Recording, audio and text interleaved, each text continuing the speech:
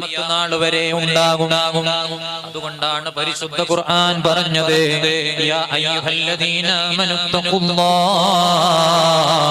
വകുനൂ മഅസ്സാദിഖീൻ.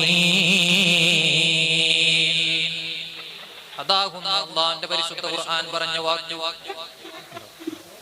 ആ സ്വാദിഖീങ്ങൾ, ആ പരമ്പരയിൽപ്പെട്ടവർ, പരിശുദ്ധ ദീനിനെ കറയില്ലാതെ സമൂഹത്തിന് എത്തിച്ചു തന്നവർ.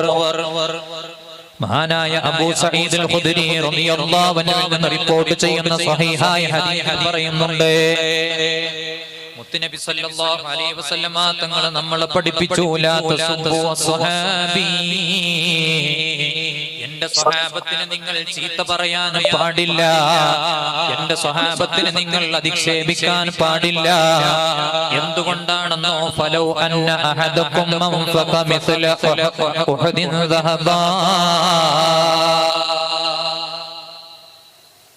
നിങ്ങളിൽ ഒരാൾ ഉഹുദ് മലയുടെ അത്രയോളം വലിപ്പമുള്ള സ്വർണത്തിന്റെ കൂമ്പാരം ചെലവഴിച്ചാലും ഉഹുദുൻ യുഹിബ്ബുനാ വനുഹിബ്ബുഹു ഹബീബുനാ റസൂലുള്ളാഹ്.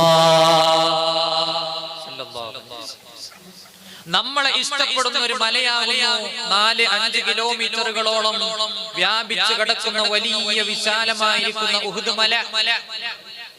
ആ ഉഹുദ് മലയുടെ അത്ര വലിപ്പമുള്ള സ്വർണം നിങ്ങൾ ചെലവഴിച്ചാലും ശരി, എന്റെ സ്വഹാബത്തിന്റെ അടുത്തേക്ക് നിങ്ങൾ എത്തുകയില്ല. മാ ബലഗ മുദ്ദ അഹദിഹിൻ വലാ നസീഫഹു.